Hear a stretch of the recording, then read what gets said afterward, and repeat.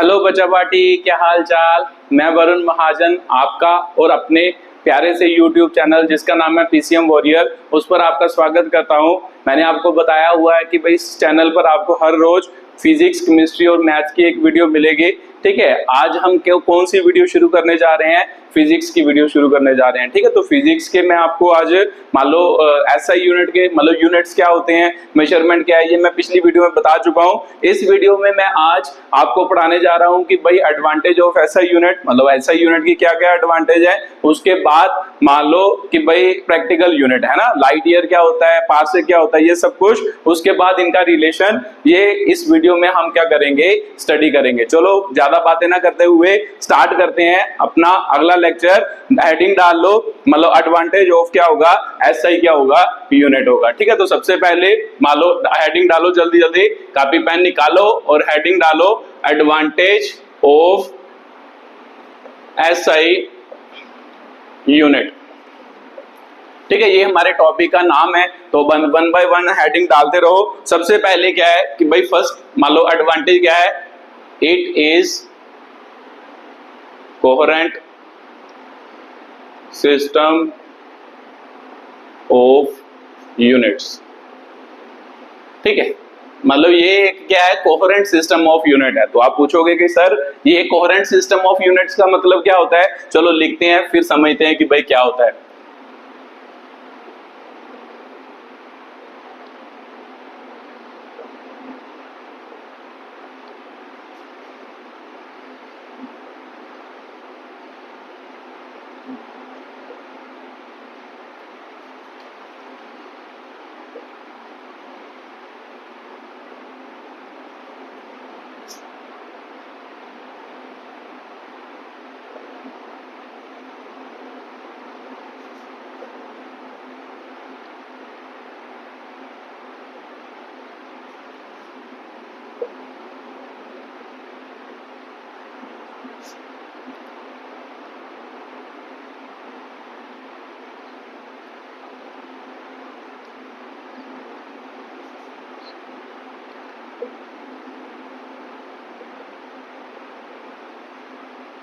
ठीक है, ये पहला पॉइंट है आपका कि भाई ये एक कोहेरेंट सिस्टम ऑफ यूनिट होता है। उसका क्या मतलब होता है, यहां से आपको समझ आ जाएगा कि भाई क्यों इसको कोहेरेंट सिस्टम ऑफ यूनिट कहते हैं। पढ़ के देखो, this system is based on certain set of fundamental क्या होगा, यूनिट होगा। मैंने आपको पिछली वीडियो में बताया है कि SI सिस्टम जो होता है वो सिर्फ मतलब कुछ फंडामेंटल यूनिट्स पर ही डिपेंड करता है। जैसे उसमें फंडामेंटल यूनिट हमने 7 पढ़े थे, ये 7 वो वाले यूनिट, तो 2 सप्लीमेंट्री यूनिट पढ़े थे, जो एक रेडियन था, एक क्या था, स्टेडियन। 7 वो वाले और 2 ये वाले, और उनसे ही सारे यूनिट क्या किए जाते हैं, ड्राइव किए जाते हैं। तो यही इसमें कह रहा है कि भाई कोहेरेंट सिस्टम ऑफ यूनिट का मतलब क्या है कि भाई ये वाले यूनिट जो होते हैं वो सिर्फ 7 मतलब 7 जो फंडामेंटल यूनिट हो गए और 2 मतलब क्या सप्लीमेंट्री यूनिट हो गए, इन पर ही डिपेंड करता है। बाकी सभी यूनिट जो होते हैं वो इनसे ही हम क्या करते हैं, ड्राइव करते हैं। ठीक है, तो इसे इसलिए क्या कहते हैं, कोहेरेंट सिस्टम ऑफ क्या कहते हैं, यूनिट कहते हैं। ठीक है, तो ये पहले पॉइंट का क्या है मतलब है कि भाई इसे कोहेरेंट सिस्टम ऑफ यूनिट क्यों कहते हैं। ठीक है, तो अगला पॉइंट लिखते हैं, दूसरा।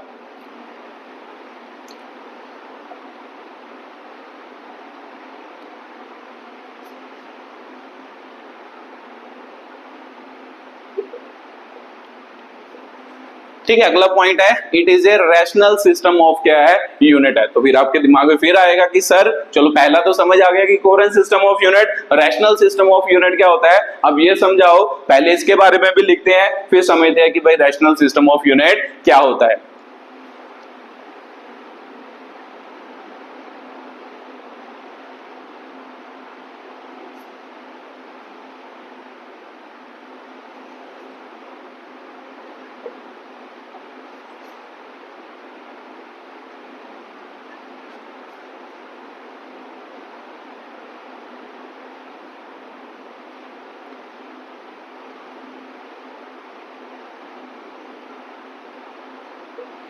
ठीक है, ये आपका इसका मतलब क्या होता है, रैशनल सिस्टम ऑफ यूनिट। चलो पढ़ते हैं। This type of unit assign only one unit for one physical quantity. क्या मतलब इसका, किसको रैशनल सिस्टम ऑफ यूनिट कहते हैं कि वो वाले सिस्टम को रैशनल सिस्टम ऑफ यूनिट कहते हैं जो केवल क्या करेगा, एक मान लो एक ही प्रकार के यूनिट एक क्वांटिटी के लिए क्या करेगा, यूज करेगा। ठीक है, तो मतलब एक क्वांटिटी के लिए, जैसे एक कोई भी फिजिकल क्वांटिटी है उसके लिए सिर्फ एक ही यूनिट की क्या करेगा, यूज करेगा, उस सिस्टम को हम क्या कहते हैं, रैशनल सिस्टम ऑफ क्या कहते हैं, यूनिट कहते हैं। तो आप सोचोगे कि भाई सर एग्जांपल से बताओ कि भाई एग्जांपल कौन सी है, जैसे मान लो जूल है ना, जूल मान लो क्या है कि भाई यूनिट्स ऑफ क्या होगा, units of all type of energy. जो जूल यूनिट है वो सभी टाइप के एनर्जी के लिए क्या किए जाते हैं, यूज किए जाते हैं एसआई सिस्टम में। ऐसा नहीं है कि भाई अगर काइनेटिक एनर्जी पढ़ोगे उसमें कोई और यूनिट यूज किए जाएंगे, मैकेनिकल एनर्जी पढ़ोगे कोई और यूनिट यूज किए जाएंगे,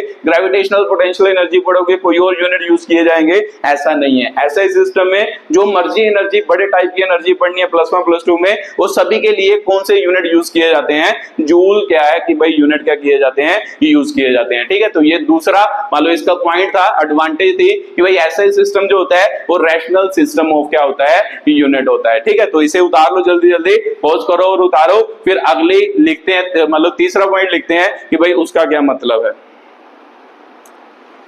चलो आपने उतार ही लिया होगा, चलो अगला पॉइंट लिखते हैं तीसरा कि भाई मान लो थर्ड पॉइंट क्या है एडवांटेज का, वो हम क्या है कि भाई लिखते हैं। ठीक है, तो वो उसमें क्या है कि भाई ये एक क्या होता है, ग्रेविटेशनल सिस्टम ऑफ क्या होता है, यूनिट होता है। ठीक है, तो वो क्या होता है सर, पहले लिखते हैं फिर समझाते हैं कि भाई वो क्या होता है।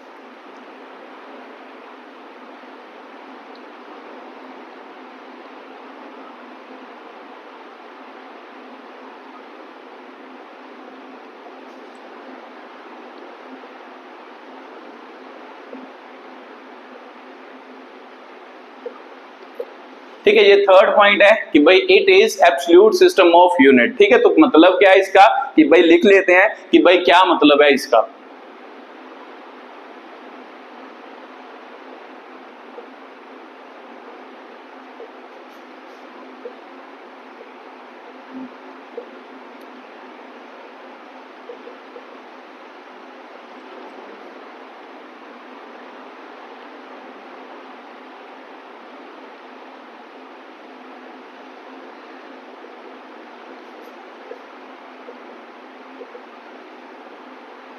ठीक है, ये मतलब होता है आपका एब्सोल्यूट सिस्टम ऑफ यूनिट का कि भाई this system does not involve gravitational factor. मतलब इस यूनिट में हम ग्रेविटेशनल फैक्टर यूज नहीं करते। ग्रेविटेशनल फैक्टर किसको कहते हैं जी, मान लो एक टाइप के यूनिट होते हैं, मतलब आगे आगे जाके आप पढ़ोगे, जैसे मैं मतलब आपको फोर्स वाला चैप्टर पढ़ाऊंगा या वर्क एनर्जी पावर पढ़ाऊंगा, उसमें बताऊंगा कि भाई दो टाइप्स के क्या होते हैं यूनिट, एक ग्रेविटेशनल होते हैं, एक एब्सोल्यूट यूनिट होते हैं। ग्रेविटेशनल में जी फैक्टर को भी क्या करते हैं, इंक्लूड करते हैं, बट ये वाले यूनिट में जी फैक्टर को इंक्लूड नहीं करते। तो अगर जी फैक्टर इंक्लूड नहीं करेंगे तो ये यूनिट क्या हो जाते हैं, आसान हो जाते हैं ना, कैलकुलेशन के लिए क्या हो जाते हैं, आसान हो जाते हैं। नहीं तो एक और फैक्टर जी अगर यूज करेंगे तो इसकी कैलकुलेशन थोड़ी सी क्या हो जाती है, कॉम्प्लेक्स हो जाती है। इसीलिए इसको क्या कहते हैं, एब्सोल्यूट सिस्टम ऑफ यूनिट, क्योंकि ये जी फैक्टर या ग्रेविटेशनल फैक्टर को इंक्लूड नहीं करता, इसीलिए इसको क्या कहते हैं, एब्सोल्यूट सिस्टम ऑफ क्या कहते हैं, यूनिट कहते हैं। ठीक है, तो ये इसका तीसरा पॉइंट है कि भाई एब्सोल्यूट सिस्टम ऑफ यूनिट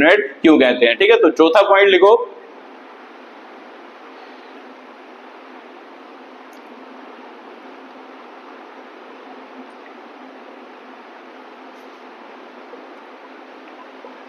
ठीक है, ये इसका चौथा पॉइंट है, it is metric system of unit. तो क्या मतलब इसका, मान लो वो भी लिख देते हैं।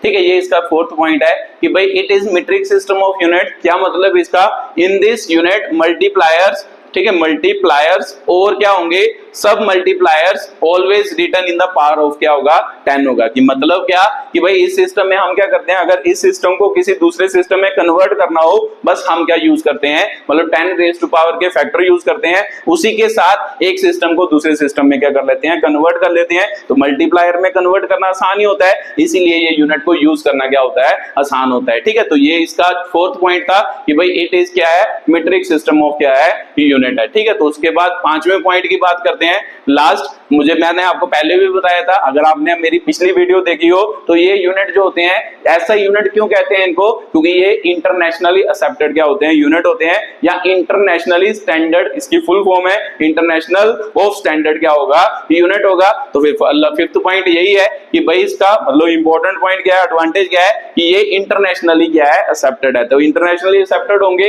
तो इसका मतलब सभी जगह पर यही यूनिट यूज करेंगे, तो सभी जगह पर यही यूनिट यूज करेंगे, तो कॉन्ट्राडिक्शन जो होगी वो कम हो जाएगी। उससे कोई भी क्या है कि भाई किसी मतलब दो पर्सन के बीच लड़ाई झगड़ा नहीं होगा, क्योंकि हर जगह पर यही यूनिट यूज होंगे। तो अगर कोई बात करेगा आगे एक दूसरे के साथ, वो वही यूनिट में बात करेगा जो सभी जगह पर क्या हो रहे हैं, यूज हो रहे हैं। इसीलिए ये एक इंटरनेशनल एक्सेप्टेड क्या है, यूनिट है। ठीक है, तो पांचवा पॉइंट लिख लो कि भाई this unit is internationally accepted. ठीक है, ये इसका क्या है, फिफ्थ पॉइंट है। इसी के साथ इसकी एडवांटेज क्या होती है, खत्म होती है। वीडियो को पॉज करो, इसको जल्दी जल्दी उतार लो, फिर अगला टॉपिक स्टार्ट करें कि भाई सम प्रैक्टिकल क्या होंगे, यूनिट्स होंगे। चलो आपने उतार ही लिया होगा। ठीक है, चलो अगले मान लो यूनिट्स की बात करते हैं।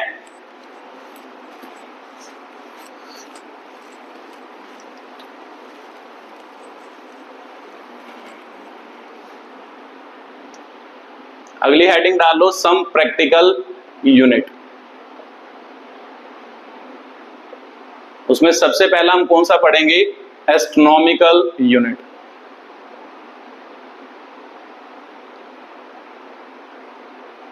ठीक है, एस्ट्रोनॉमिकल यूनिट्स क्या होते हैं, इसके बारे में बात करेंगे। तो पहले तो इसकी डेफिनेशन लिखते हैं, फिर समझते हैं कि भाई एस्ट्रोनॉमिकल यूनिट क्या होते हैं।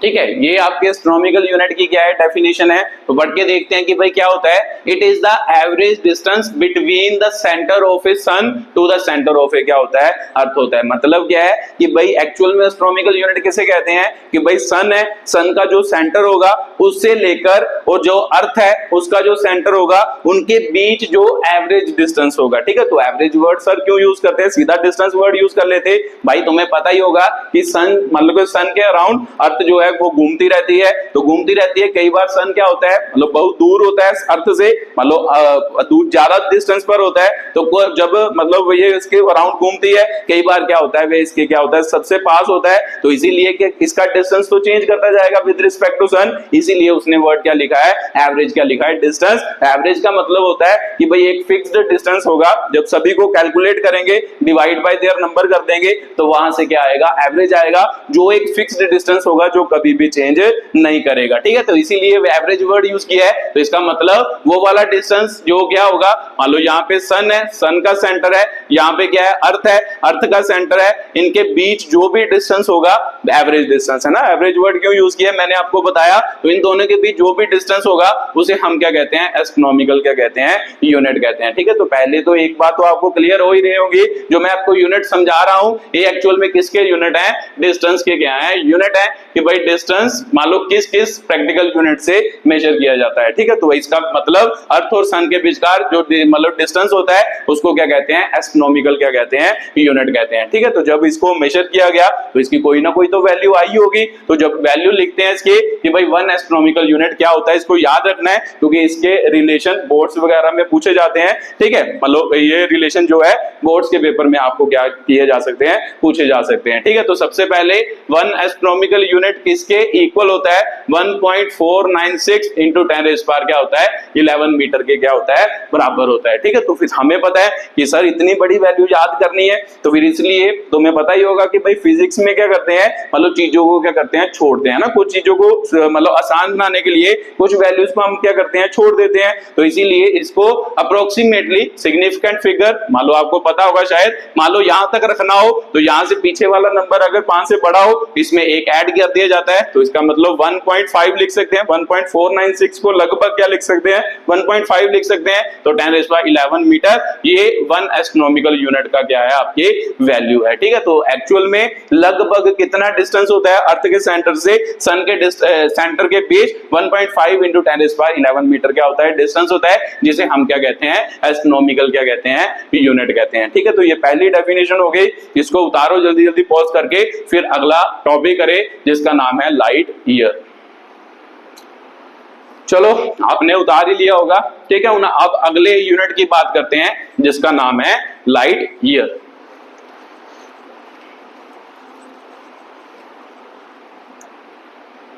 ठीक है, दूसरा यूनिट है, लिख लो लाइट ईयर।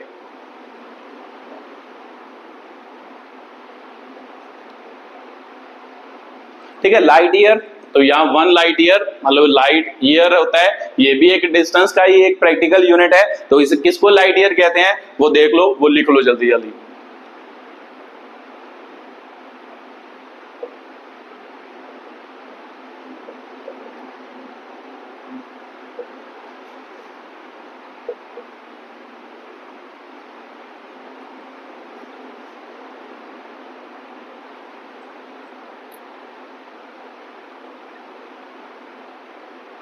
ठीक है, इसे हम क्या कहते हैं लाइट ईयर क्या कहते हैं यूनिट कहते हैं। अगर आप देखो ध्यान से तो लाइट ईयर क्या लिखा है, इट इज द डिस्टेंस, है ना, फिर से ये डिस्टेंस का ही प्रैक्टिकल यूनिट है। डिस्टेंस ट्रेवल्ड बाय द क्या होगा लाइट इन 1 ईयर, मतलब एक साल में लाइट जो होती है ना, वो सूरज की लाइट जो होती है वो कितना डिस्टेंस क्या करती है ट्रेवल करती है, उसे हम क्या कहते हैं लाइट क्या कहते हैं ईयर कहते हैं। ठीक है, तो ये उसकी डेफिनेशन है। तो इसका मतलब उसके बाद तो हमें पता है कि भाई लाइट ईयर की कुछ ना कुछ वैल्यू कैलकुलेट की होगी। अब वो वैल्यू लिखते हैं कि भाई कितनी होती है। ठीक है, वो कैलकुलेट भी हम कर सकते हैं कि भाई कितनी होती है। आपको ध्यान से पता हो, देखो एक्चुअल में क्या है, it is the distance, actual में ये क्या है एक डिस्टेंस है। तो डिस्टेंस का फॉर्मूला तो हम छोटे होते पढ़ते आ रहे हैं कि भाई डिस्टेंस किसके बराबर होता है, मतलब स्पीड की टर्म में। ठीक है, तो हम डेफिनेशन पढ़ते थे या स्पीड का फॉर्मूला पढ़ते थे कि भाई स्पीड क्या होता है डिस्टेंस अपॉन क्या होता है आपका टाइम होता है। तो फिर इधर से डिस्टेंस निकाल लेते हैं। तो डिस्टेंस का फॉर्मूला क्या हो गया भाई, स्पीड इंटू क्या हो गया टाइम हो गया। तो स्पीड इंटू टाइम,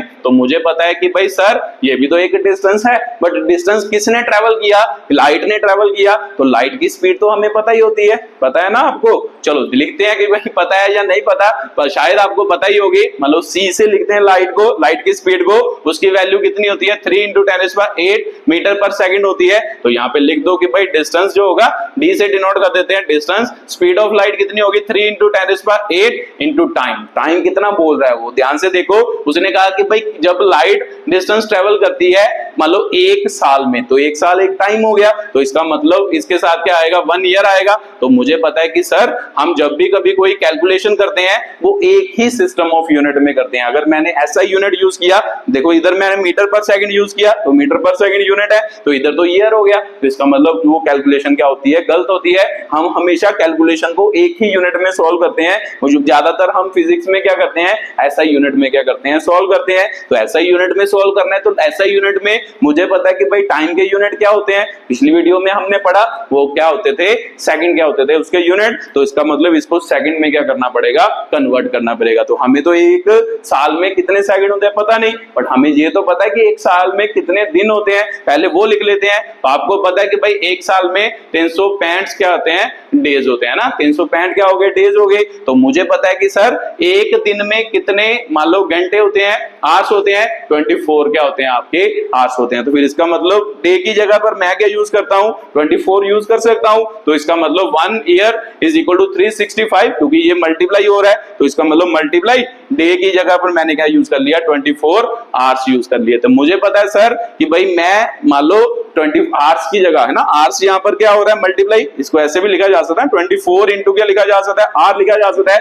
आर यहाँ पे मल्टीप्लाई हो रहा है तो आर को भी तो मैं कन्वर्ट कर सकता हूँ सर। 365 इंटू 24 आवर्स में कितने मिनट होते हैं, मुझे पता है सर 60 क्या होते हैं मिनट होते हैं, तो फिर से मुझे पता है कि भाई मिनट को भी मैं कन्वर्ट कर सकता हूँ सर सेकंड में, मुझे पता है कि भाई एक मिनट में कितने सेकंड होते हैं सर 60 क्या होते हैं सेकंड होते हैं, तो यहाँ पे मैंने क्या लिख दिया 60 सेकंड लिख दिया, तो हो गया एक साल जो हो गया वो किस में कन्वर्ट हो गया सेकंड में क्या हो गया कन्वर्ट हो गया, तो यहाँ पे लिख देते हैं इसका मतलब distance is equal to 3 into 10⁸ into 1 year किसके बराबर आ गया, इसके बराबर आ गया 365 इंटू कितना होगा 24 इंटू कितना होगा 60 इंटू कितना हो गया 60, ये किस में आया सेकंड में आया। ठीक है, तो मुझे पता है कि भाई यूनिट आपस में कैंसिल होंगे तो डिस्टेंस के यूनिट लिखने हैं, तो जब आप इसको सॉल्व करोगे आपका आंसर आएगा 9.46 इंटू 10⁻15 क्या आएगा मीटर आएगा। ठीक है, तो ये आपके क्या होता है मतलब लाइट ईयर जो एक साल में जितना डिस्टेंस ट्रेवल करती है ये उसकी क्या है वैल्यू है, इसको भी याद रखना है क्योंकि इसके बाद हम इसके क्या करेंगे रिलेशन करेंगे। ठीक है, तो इसको जल्दी जल्दी उतारो फिर अगली डेफिनेशन करें पार्सेक की।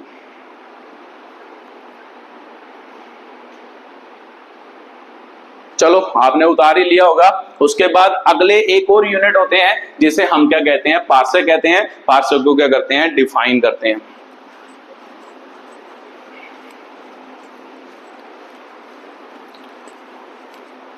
ठीक है, थर्ड यूनिट है जिसका नाम क्या है पार्सेक, तो उसका मतलब अगली हेडिंग डालो कि भाई पार्सेक क्या होता है। ठीक है, पार्सेक की डेफिनेशन लिखते हैं कि भाई पार्सेक क्या होता है। ठीक है, तो इसको ध्यान से समझना, ये यूनिट की डेफिनेशन थोड़ी कॉम्प्लिकेटेड है। ठीक है, चलो पहले मैं बना देता हूं यहां पर फिर आपको समझाता हूं, चलो पहले लिख ही देता हूं।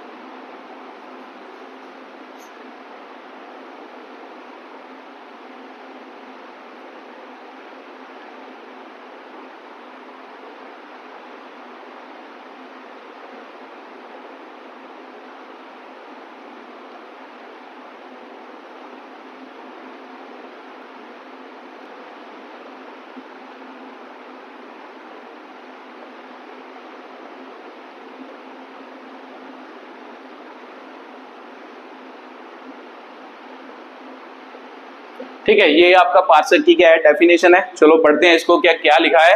The radius of a circle, साथ साथ में डायग्राम भी बनाते जाते हैं कि भाई वो कह रहा है कि भाई सर्कल का जो रेडियस होगा। ठीक है, तो मान लो ये सर्कल का क्या हो गया, मान लो सेंटर हो गया, तो ये सर्कल का हमने क्या मान लिया रेडियस। ठीक है, इसको मैंने क्या लेट कर लिया, ये सर्कल का रेडियस है। The radius of a circle is said to be 1 parsec, मतलब इस रेडियो को हम क्या कहते हैं 1 पार्सेक कहते हैं। तो लिख लेते हैं कि भाई इस रेडियस को हम क्या कहेंगे 1 पार्सेक कहेंगे। कब, when arc of length, arc तो आपको पता ही है कि जब इस ये मान लो क्या है कि भाई ये वेक्टर जो होता है, मतलब वेक्टर क्या होता है वो बाद में बात करेंगे। जब कुछ टाइम बाद मान लो ये लेंथ जो है यहाँ पर चली जाएगी तो इसका मतलब कुछ टाइम बाद इधर चलेगी ना, मान लो इधर time is equal to 0, time is equal to 0 पे ये थी, ये मान लो घूम रही है, ये लेंथ जो है वो घूम रही है, तो इसका मतलब कुछ टाइम बीता होगा, मान लो 3 सेकंड, 3 सेकंड के बाद ये किधर चलेगी, इधर चलेगी। तो इसको मान लो जब हम मिलाएंगे इसको क्या कहते हैं हम आर्क कहते हैं। ये आपकी क्या लिख दी मैंने आर्क लिख दी। तो देखो क्या कह रहा है, when the arc of length 1 AU, AU का मतलब मैंने आपको समझाया कि एस्ट्रोनॉमिकल यूनिट, तो इसका मतलब आर्क की लेंथ कितनी होनी चाहिए 1 AU होनी चाहिए। उसके बाद बात करें कि भाई subtend, subtend an angle of 1 second, sorry 1 second को मतलब डबल डैश से शो किया जाता है, ये भी मैंने आपको बताया था। 1 astronomical subtend an angle of 1 second at the centre of a क्या होगा सर्कल होगा, कि जब मान लो रेडियस को हम 1 पार्सेक कहेंगे कब, जब इसके ऊपर जो आर्क होगी उसकी लेंथ कितनी होगी 1 एस्ट्रोनॉमिकल यूनिट, और जहां पे जो वो एंगल बनाएगी वो कितना बनाएगी 1 सेकंड का बनाएगी एंगल बनाएगी, तब हम रेडियस को क्या कहेंगे 1 पार्सेक क्या कहेंगे रेडियस कहेंगे। ठीक है, तो ये आपका क्या है 1 पार्सेक की क्या क्या है, डेफिनेशन है। एक बार फिर से रिपीट करने लगा हूं कि भाई रेडियस को हम क्या कहेंगे, सर्कल के 1 पार्सेक कहेंगे। कब? जब उसके ऊपर एक आर्क बनाएंगे जिसकी लेंथ कितनी होगी, 1 एस्ट्रोनॉमिकल यूनिट होगी, तो वो लेंथ जो होगी वो सेंटर ऑफ सर्कल पर कितना एंगल बनाएगी, 1 सेकंड का क्या बनाएगी, एंगल बनाएगी। तब रेडियस को हम क्या कहेंगे, 1 पार्सेक क्या कहेंगे, रेडियस कहेंगे। ठीक है, तो ये आपका क्या है, 1 पार्सेक की क्या है, डेफिनेशन है। तो फिर इसका मतलब आपको अगर थोड़ा सा पिछली वीडियो देखी हो तो देखो ध्यान से, ये किस किस में रिलेशन आ रहा है। आर, इसको क्या कहते हैं, लेंथ ऑफ आर्क, इसको क्या कहते थे हम, मतलब एंगल। इन तीनों में रिलेशन हमने पिछली वीडियो में पढ़ा था कि भाई क्या रिलेशन होता है। ठीक है, वहां से हम क्या निकालेंगे, 1 पार्सेक की क्या निकालेंगे, वैल्यू निकालेंगे। फिर आपने डायरेक्टली उसको क्या रख लेना है, याद रख लेना है। ठीक है, तो निकालते हैं कि भाई 1 पार्सेक की वैल्यू क्या होगी। ठीक है, यहां से ध्यान से समझना है। मुझे पता है सर कि भाई जो इन तीनों में रिलेशन होता है वो क्या होता था, theta is equal to L upon R, किसमें होता था, रेडियन में क्या आता था, आंसर आता था, है ना। तो मान लो ये थीटा जो है एक्चुअल में ये किसमें है आपका, रेडियन में क्या है, थीटा है ना। इधर लिख लेता हूं, ये थीटा किसमें है आपका, रेडियन में क्या है, थीटा है। अब मैंने निकालना क्या है, मैंने तो 1 पार्सेक निकालना है। तो 1 पार्सेक किसके इक्वल है, मुझे पता रेडियस के इक्वल है। तो इसका मतलब जिसकी वैल्यू निकालने पहले उसको एक साइड पे लेके जाते हैं। मान लो आर उधर लिख दे, एल इधर लिख दे, अपॉन के लिख दे, थीटा लिख दे, लिख सकते हैं ऐसे फॉर्मूला। इसकी वैल्यू को मैं 1 पार्सेक कहूंगा जब लेंथ ऑफ आर्क, इसको क्या कहते थे, लेंथ ऑफ आर्क, इसको कहते थे एंगल एट द सेंटर। तो उसका मतलब लेंथ ऑफ आर्क आपको दी है, देखो 1 एस्ट्रोनॉमिकल यूनिट। तो क्या होता है 1 एस्ट्रोनॉमिकल यूनिट की वैल्यू, पता ही होगा, याद की होगी आपने, कितनी, 1.5 इंटू 10 रेज़ पावर कितनी होती है, 11, उसकी क्या होती है, मीटर, है ना। 11 मीटर क्या होती है, उसकी क्या होती है, वैल्यू होती है। ठीक है, तो ये उसकी क्या हो गई, वैल्यू हो गई। अगर ये उसकी वैल्यू है तो ये तो यहाँ पर भर ही सकता हूँ, r is equal to 1.5 into 10 raise power क्या हो गया, 11। उसके बाद थीटा, तो थीटा की वैल्यू कितनी है, थीटा को हो गया कि भाई सर 1 सेकंड है, तो 1 सेकंड जो है, अब आप कहोगे कि भाई 1 सेकंड सर ऐसा यूनिट होते तो है, भाई ऐसा यूनिट किसके होते हैं, वो टाइम के ना। सेकंड जो होते हैं वो ऐसा यूनिट किसके होते हैं, सेकंड के होते हैं। यहां में एंगल में क्या कर रहे हैं, बात कर रहे हैं। तो मैंने आपको बताया था कि भाई एंगल के एसआई यूनिट क्या होते हैं, रेडियन क्या होते हैं, एसआई यूनिट होते हैं। तो इसका मतलब मैंने अभी आपको बताया कि भाई जब भी कभी यूनिट में कैलकुलेशन करनी हो, है ना, जब भी कभी मतलब कैलकुलेशन करनी हो, यूनिट क्या होने चाहिए सर, सेम होने चाहिए। ये तो आपको पता ही है, अगर यूनिट सेम होने चाहिए तो इसका मतलब ये सेकंड जो एंगल है उसे किस में कन्वर्ट करना पड़ेगा, रेडियन में कन्वर्ट करना पड़ेगा। तो ये कल वाली वीडियो में सब कुछ मैंने आपको बताया है कि भाई रेडियन में कैसे इसको कन्वर्ट किया जाता है। चलो लिखते हैं फिर कैसे कन्वर्ट किया जाता है। रेडियन को मतलब सेकंड को डायरेक्टली रेडियन में कन्वर्ट किया जा सकता है, पहले तो दिमाग में यही क्वेश्चन आएगा, नहीं किया जा सकता। पहले हमें सेकंड को मिनट में कन्वर्ट करना पड़ेगा, मिनट को डिग्री में कन्वर्ट करना पड़ेगा, फिर डिग्री को किस में कन्वर्ट करना पड़ेगा, रेडियन में क्या करना पड़ेगा, कन्वर्ट। तो चलो करते हैं स्टेप बाय स्टेप। मुझे पता है सर कि भाई जो 1 मिनट होता है ना, 1 मिनट मतलब टाइम नहीं है, एंगल है ना। 1 मिनट एंगल जो होता है वो किसके इक्वल होता है, 60 सेकंड के क्या होता है, इक्वल होता है। ठीक है, तो 60 सेकंड के इक्वल होता है, जैसे घड़ी में होता है वैसे ही इस एंगल में भी होता है। तो इसका मतलब 1 मिनट 60 सेकंड, इसको मुझे पता है कि ये मल्टीप्लाई में होता है, ये इधर मल्टीप्लाई उधर जाके डिवाइड। तो इसका मतलब 1 सेकंड तो इधर ही रह गया, 60 इधर जाके डिवाइड हो गया, 1/60 क्या हो गया आपका, मिनट हो गया ना। 1/60 क्या हो गया, मिनट। तो मुझे पता चल गया कि भाई 1 सेकंड में कितने मिनट होते हैं, 1/60 क्या होते हैं, मिनट होते हैं। तो एक तो काम चल गया, यहाँ पे 1 सेकंड जो एंगल है उसमें मुझे पता चल गया 1/60 क्या है, मिनट है। तो मुझे पता है कि भाई मिनट को मैं किस में कन्वर्ट कर सकता हूँ, डिग्री में क्या कर सकता हूँ, कन्वर्ट कर सकता हूँ। इधर मैं कर ही जाता हूँ ना। तो मुझे पता है कि भाई एक जो डिग्री होता है ना, 1 डिग्री होता है वो 60 मिनट के क्या होता है सर, बराबर होता है। तो फिर से इधर 1 मिनट की वैल्यू निकाल लेते हैं, मल्टीप्लाई। तो इसका मतलब मिनट इधर ही रह गया, 1 मिनट, तो 60 इधर मल्टीप्लाई उधर जाके डिवाइड, 1/60 क्या हो गया, डिग्री हो गया। तो यहां से मुझे क्या पता चला कि सर 1 मिनट की जगह पर मैं क्या लिख सकता हूँ, 1/60 क्या लिख सकता हूँ, डिग्री लिख सकता हूँ। तो इधर भी तो मुझे पता है कि भाई मिनट मल्टीप्लाई इसकी जगह पर मैं क्या लिख सकता हूँ, 1/60 डिग्री लिख सकता हूँ। इसका मतलब 1 सेकंड किसके बराबर सर, 1/60। मिनट की जगह पर मैं क्या लिख दिया, ये लिख दिया ना, 1 मिनट की जगह पर ये लिख सकता हूँ। तो इसका मतलब 1/60 क्या हो गया, डिग्री हो गया। तो अब डिग्री में तो हम आ चुके, अब किस में जाना है, रेडियन में जाना है। ठीक है, तो उसके लिए भी आपको एक रिलेशन बताया था मैंने, अगर आपको याद हो तो क्या रिलेशन होता था, रेडियन जो होते हैं कितने रेडियन डिग्री के बराबर होते हैं? मुझे पता है सर कि पाई रेडियन जो होते हैं कितने डिग्री के बराबर होते हैं? 180 डिग्री के क्या होते हैं?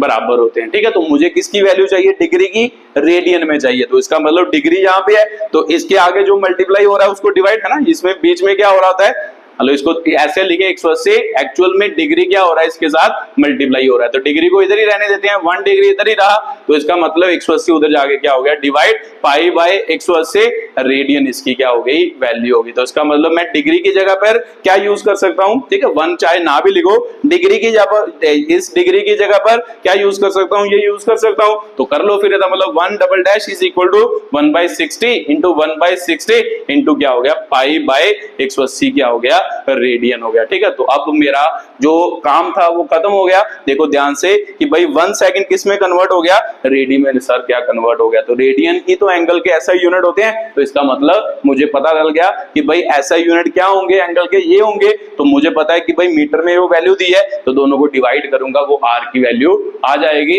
जो क्या होगा? 1 पार्सेक क्या होगा? वैल्यू होगी। ठीक है, तो ये पुट कर सकते हैं। अगर यहां पर पुट करें 1/60 इंटू 1/60 हो गया इंटू पाई बाय 180 हो गया, तो साथ में रेडियन, तो यूनिट जब मतलब ऐसा ही में आगे छोड़ दो, तो यहाँ पे क्या निकाल रहे हैं? पार्सेक। तो इसका मतलब 1 पार्सेक की यहाँ से क्या आएगी? कोई ना कोई वैल्यू आएगी। तो क्या वैल्यू आएगी? अगर मतलब देखे तो मुझे पता है 60 पाई की वैल्यू भी मुझे पता होती है 22/7। इसको जब मैं कैलकुलेट करूंगा तो इसका आंसर आएगा 3.1 इंटू 10⁻⁴ कितना होगा आपका?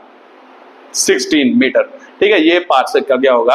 आंसर होगा। ठीक है, तो कैलकुलेशन तो आप कर ही सकते हो, तो कैलकुलेशन करके देखना 1 पार्सेक इसके बराबर होता है, लगभग इसके क्या होता है? बराबर होता है ना, अप्रोक्सीमेटली इसके क्या होता है? बराबर होता है। तो इसके बराबर होगा, तो इस यहां से हमें सभी पता चल गए कि भाई पार्सेक की वैल्यू क्या होती है। ठीक है, मान लो लाइट ईयर क्या होता है, उसके बाद आपके पास एस्ट्रोनॉमिकल यूनिट क्या होता है। तो इसको उतार लो, फिर इनके बीच क्या करें? रिलेशन करें।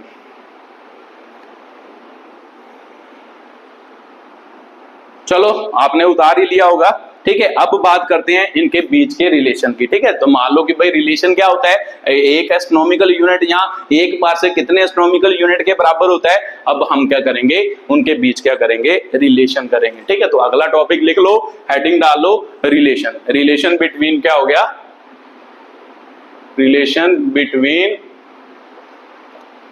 पार्सेक, ठीक है, उसके बाद लाइट ईयर, उसके बाद एस्ट्रोनॉमिकल क्या हो गया?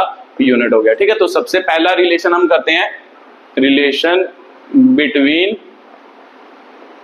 ठीक है, मान लो लाइट ईयर एंड एस्ट्रोनॉमिकल क्या करते हैं? यूनिट करते हैं। ठीक है, इनके बीच का क्या करते हैं? रिलेशन करते हैं। तो उसके लिए आपको क्या चाहिए होगी? उसकी वैल्यू चाहिए होगी। तो जो वैल्यू चाहिए, तो पहले तो वैल्यू याद होनी जरूरी है। ठीक है, तो जो लिखे तो क्या वैल्यू होती थी? 1 लाइट ईयर पूछा जाए तो किसके बराबर? सर आपका आंसर होगा 9.46 इंटू 10⁻15 क्या था? मीटर था। और 1 एस्ट्रोनॉमिकल यूनिट सर किसके बराबर? 1.5 इंटू 10⁻11 क्या होता था? मीटर होता था। यही होता था। इसको इक्वेशन 1 रखो, इसको इक्वेशन 2 रखो, 1 को 2 से किया कर दिया, डिवाइड कर दिया। तो मुझे पता है लेफ्ट हैंड साइड से डिवाइड, राइट हैंड साइड से divide. 1 light year upon 1 astronomical unit, इधर क्या आ गया आपका? मान लो 9.46 इंटू 10⁻15, इधर क्या आ गया? 1.5 अपॉन 10⁻, कितना आ गया? 11 आ गया। मुझे पता है सर की जो पावर मतलब नीचे पॉजिटिव होती है, ऊपर जाके नेगेटिव, इसका मतलब 9.46 अपॉन 1.5, 10⁻, कितना हो गया? 15, ऊपर जाके ये माइनस हो गई, बेस सेम, पावरें क्या हो जाती है? माइनस हो जाती है। तो इसका मतलब 15 माइनस क्या हो गया? 11 हो गया ना। जब भी दो मान लो क्वांटिटी के बेस सेम हो, वो डिवाइड होते हो, उनकी पावरें क्या हो जाती है? माइनस हो जाती है। इसका मतलब 15 माइनस क्या हो गया? 11 हो गया। तो इसका मतलब लाइट ईयर, एक लाइट ईयर, इधर क्या आ गया? एस्ट्रोनॉमिकल यूनिट आ गया। तो एक लाइट ईयर अपॉन एक एस्ट्रोनॉमिकल यूनिट किसके बराबर होगा? अब इसको डिवाइड करते हैं, 10⁻4 हो गया। इसको अब डिवाइड करो। इसको डिवाइड करने का तरीका क्या होता है? अप्रोक्सीमेशन। अब दिमाग में सोचें, मुझे पता है ये कितना है, 1.5 मतलब 1.5 कहते हैं इसको। 1.5 को किससे मल्टीप्लाई करें? मेरे पास क्या है? 9 आए। आए। तो मुझे पता है कि भाई 1.5 और 1.5 कितना होता है सर 3 होता है, और 3 को 3 से मल्टीप्लाई करेंगे तो कितना आएगा आपके पास 9 आएगा। इसका मतलब 1.5 को किससे मल्टीप्लाई किया तो 9 आया, 6 से मल्टीप्लाई किया तो 9 आया। तो इसका मतलब सर यहाँ पे तो लगभग कितना आएगा 6 आएगा। तो 6 तो मतलब 6 आने पर ये तो 9 आ गया। उसके बाद आपका कितना है 4 6, मतलब इसके साथ 0 भी लगेगा, डेसिमल है तो 460 हो गया। तो 460 मतलब इसको अगर 460 से डिवाइड करना हो लगभग कितने से आएगा 150 है ना। इसको हम क्या लिख सकते हैं 150 को 460 से डिवाइड करना हो लगभग कितना आएगा 3 आएगा। ठीक है, तो ये लगभग क्या है आंसर है। तो इसको आगे भी लिख सकते हो कि भाई 1 लाइट ईयर जो होता है, मान लो इसको इधर रहने दे, ये डिवाइड हो रहा है उधर मल्टीप्लाई, मतलब 6.3 इंटू 10⁴ एस्ट्रोनॉमिकल यूनिट के क्या होता है बराबर होता है। ठीक है, तो ये इन दोनों में क्या था रिलेशन था। तो जल्दी जल्दी इसको उतारो, पॉज करो और उतारो, फिर अगला टॉपिक करते हैं अगले में रिलेशन।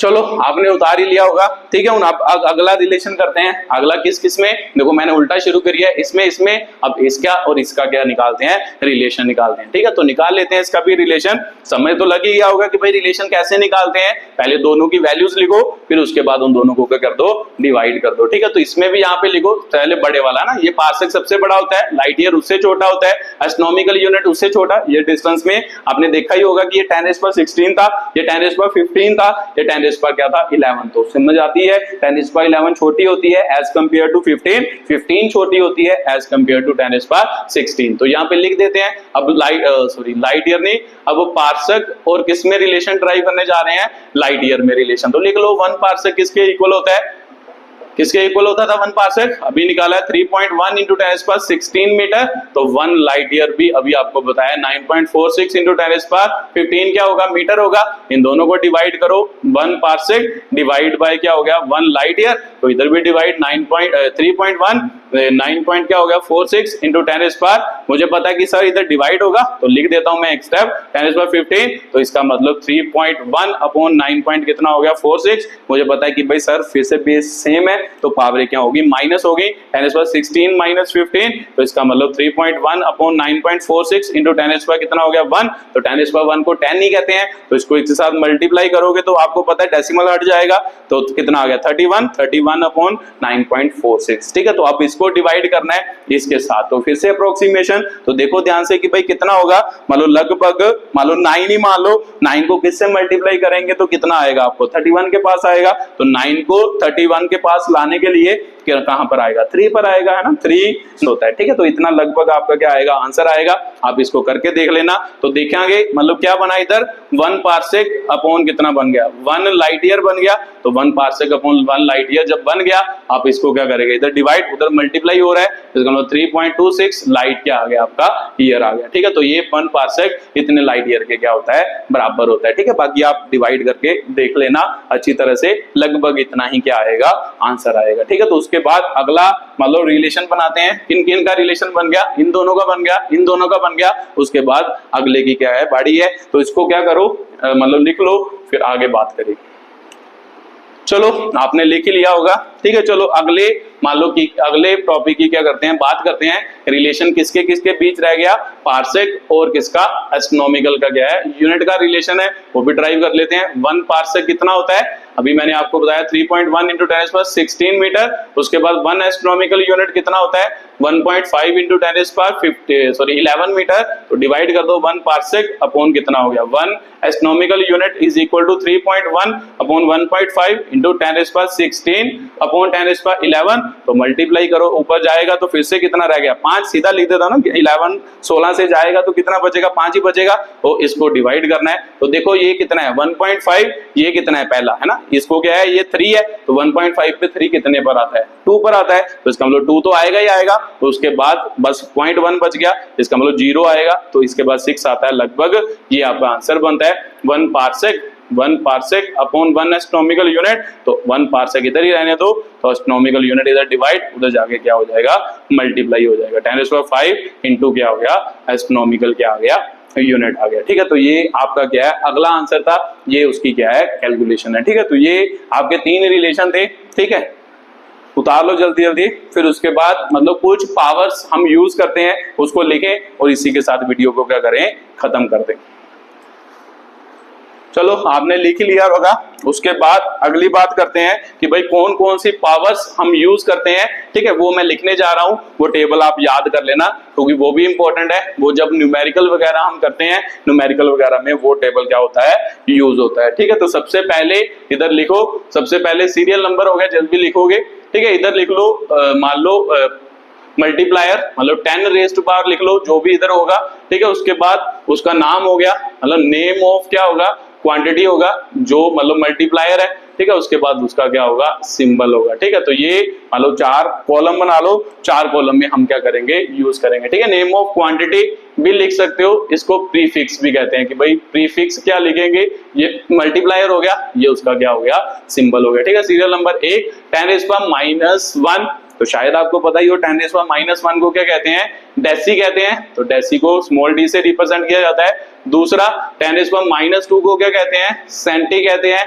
सेंटी मतलब सी से यूज किया जाता है। उसके बाद तीसरा 10⁻⁻3, इसको क्या कहते हैं, मिली कहते हैं, मिली को किससे, सिंबल से यूज किया जाता है, स्मॉल एम। उसके बाद चौथा कौन सा होता है, 10⁻⁻6, इसको क्या कहते हैं, माइक्रो कहते हैं, तो माइक्रो क्या होता है, म्यू होता है। उसके बाद पांचवा 10⁻⁻9, जिसे हम क्या कहते हैं, नैनो कहते हैं, उसे क्या यूज करते हैं, स्मॉल एन से यूज करते हैं। एक यूनिट मालूम बुक्स में ज्यादातर नहीं दिया होता, ये भी केमिस्ट्री में यूज करते हैं, आंगस्ट्रॉम, है ना।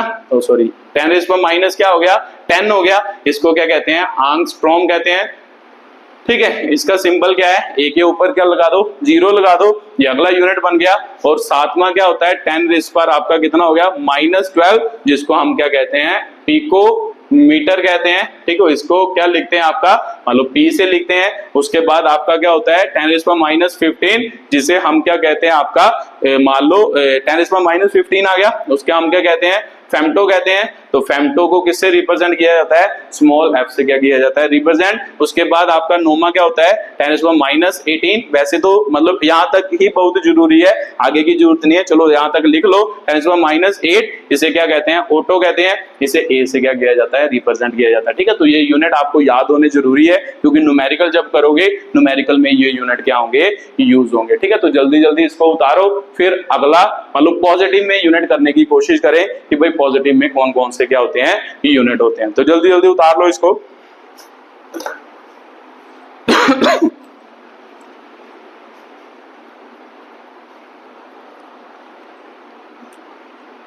चलो आपने लिख ही लिया होगा। अब इसको मान लो क्या है कि भाई लिखते हैं अगले यूनिट कौन कौन से हैं, उसके बारे में क्या करते हैं, बात करते हैं।